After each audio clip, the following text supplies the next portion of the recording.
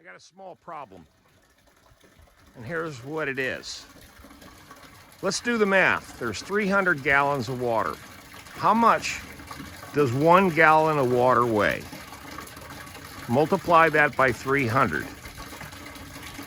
So if any of you math quiz whiz guys out there, you got a computer, give me that in the comments. What is the weight of 300 gallons of water? This tower is collapsing. I mean, it broke. That post right there is snapped in half right at the ground. And I didn't use any really heavy duty stock of materials here. And then I just did an outside bracing with it. But this, like I said, it's rained so much here in North Carolina that I've already filled this thing up like 3 to 4 times. And it's just absolutely leaning. And it's hard to tell, but you can see it's leaning. And it's ready to collapse any minute. See, it's breaking all apart.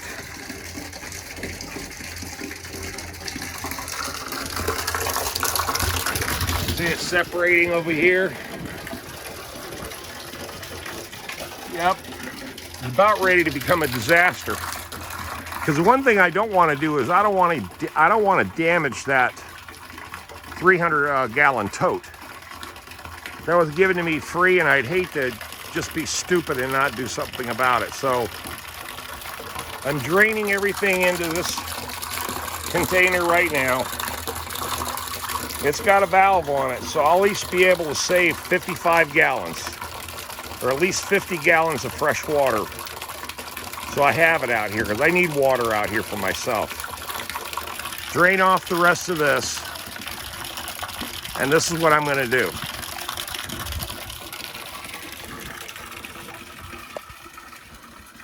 Okay. Hey guys, how's everybody doing? Hope everybody's doing well. This is what I'm going to do.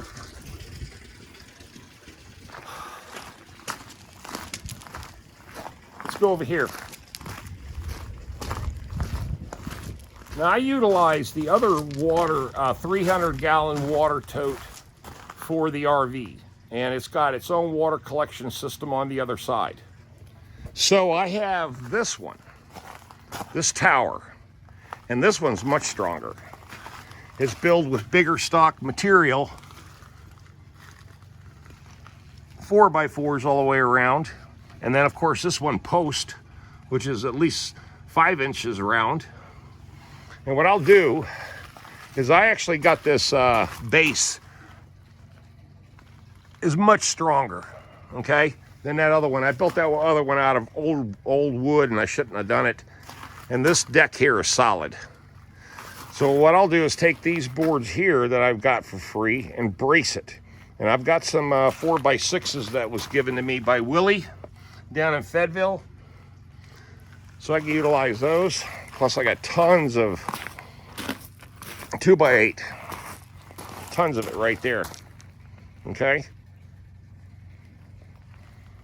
Now, of course, had a dead battery in the old Kubota this morning, or it was low, so I had to charge it up, run it for an hour. Got the International started, got the John Deere started. Because spring is going to be here in probably 40 days. Started up the old beast right here. Definitely that, no problem, that fires right up the excavator. Took the dump truck. As you see, the dump truck is gone. And you may ask, well, where'd it go? Well, guess what? It went right back to the shop. The reason why, it does not have air brakes. This old 77 dump truck does not have air brakes. So it's got, you know, a master cylinder with a power booster on it, a brake booster. The brake booster is making noise and the brakes are hard. It doesn't want to stop. You got brakes, but it's like standing on, you know, 100-pound weight. It's just not going anywhere and the truck's not stopping. So I put it back at the shop, and probably get it back in 2 to 3 weeks, because we're going to go through the entire brake system. We're going to also fix the emergency handbrake, which doesn't work. So there's enough brake work there to do, you know, there's enough work there to get done, for me to get things done. All right, now I wanted to check this. Let's see, this is dripping. So let's see. We can't have that. Let's see if we can really snug that down.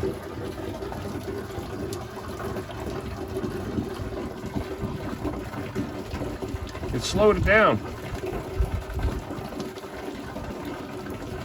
All right. Yeah, one more drip. Another drip. But that valve should be pretty good. This is not a cheap one. Pretty heavy duty. Yeah, there we go. It stopped.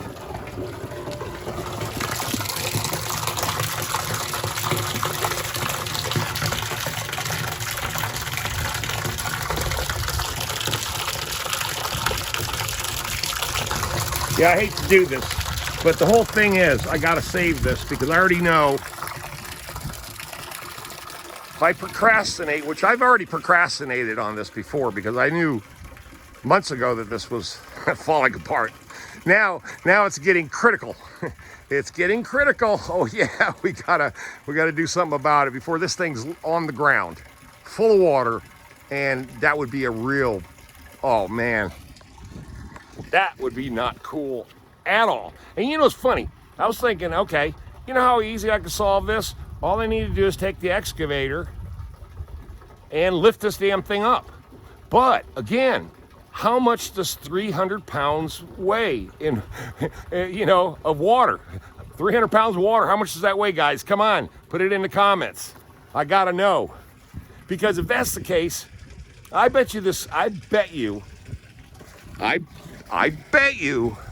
that this will lift it. But I have a gut feeling it's just enough water weight that it would struggle. Because one thing you have to do is you have to be way up here, and then you got to lift higher. So your center of gravity is going to be really stressing the machine, you know, the boom arm out. But you know, this is a pretty badass machine. I think it'll handle it. Let me know in the comments. Let me know, what do you think? Do you think this beat TB135? It's a 9,000 pound machine. Could lift that up without tipping over or stressing out. Because what I was going to do is just set the water tower right here for the time being, until I get both the tower switched out, fixed, and braced. Oh man, I've got so much damn lumber. This is from this last deck job demo. I got to break all this stuff apart and salvage all the good wood. There's some good stuff in here, man. I'm telling you. Look at that. See? And all the hardware, but I'm not going to pull all that hardware. I got all kinds of crap, man. Good. I mean, good. It's a deck. It's a complete deck. That's burning. That's going to burn. This is going to be my end of the winter bonfire. But right now, everything's so wet that probably wouldn't burn. It would. Let's put it this way. It would take a lot to burn it. That wood's been rained on for almost 2 straight weeks. I lie to you not. 2 straight weeks. Oh man. But yeah, I can salvage some lumber out of that. Free lumber. I like free. Also, too, one of the neighbors, the neighbor that has all the animals over here, one of their calves are missing. So they don't have no idea where this calf is. We think it's probably cattle rustlers. That's what we think, but we don't know that. And how the hell they got that damn calf out of here would be, I mean, that would be a miracle in itself, but because they're way down there. They're way down in the field. See them all hunkered down over there? And it's all fenced in. This whole place is fenced in, heavy duty, and nothing moved. Nothing's broken. Nothing, well, we just don't know. But he's gone. I took the four-wheeler, went out in the woods, way down that way at the creek. And then I went, sort of kind of all the way over there, but they already did their own search on their property. And then I just went up the road and went across over there in that hunting trail and saw nothing. So I don't know. Bummer. Bummer.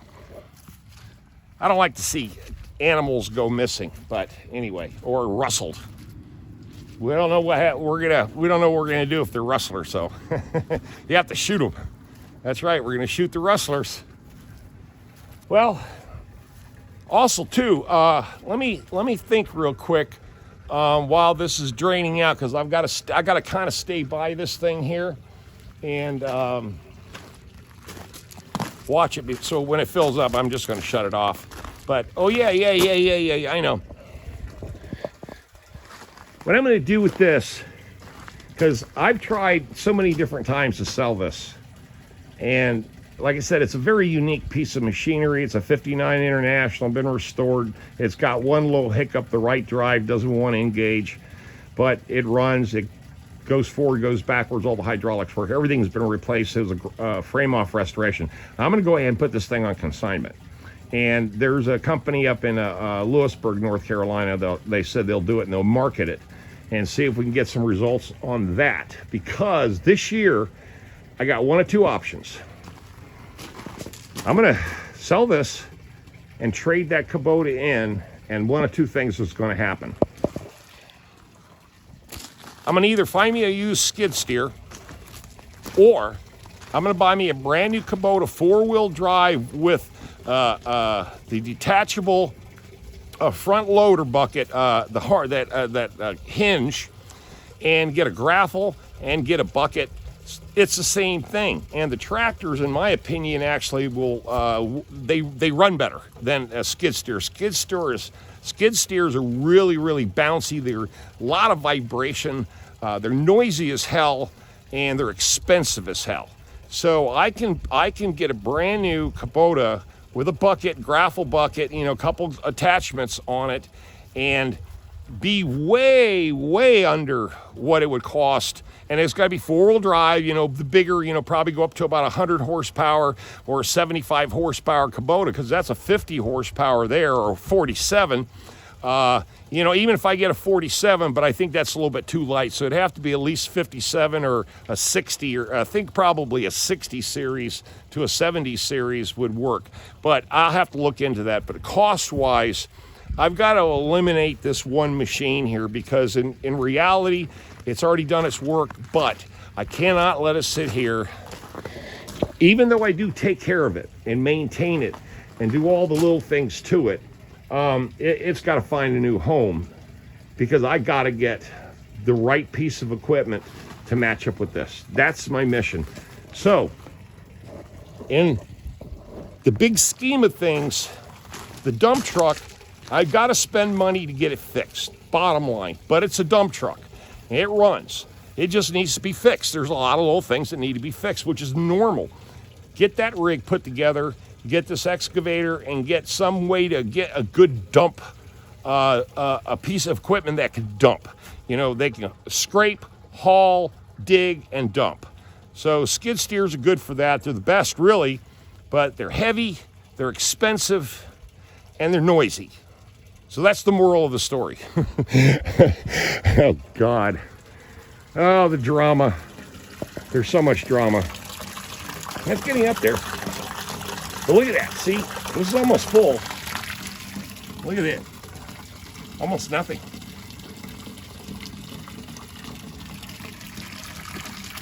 They're like 1/6.